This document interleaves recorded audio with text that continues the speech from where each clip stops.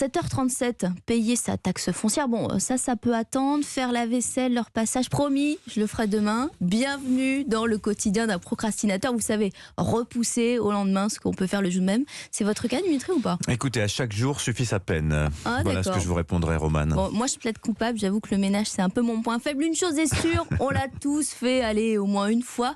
Alors, comment expliquer ce comportement, une mauvaise habitude, on peut le dire?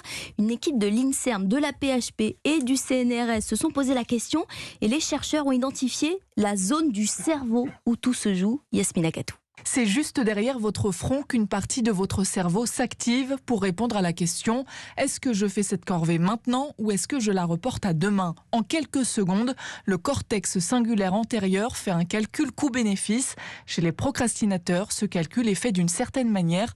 Raphaël Lebouc est neurologue et co-auteur de l'étude. Les procrastinateurs, ils ont tendance à décompter les efforts plus vite qu'ils ne décomptent les récompenses.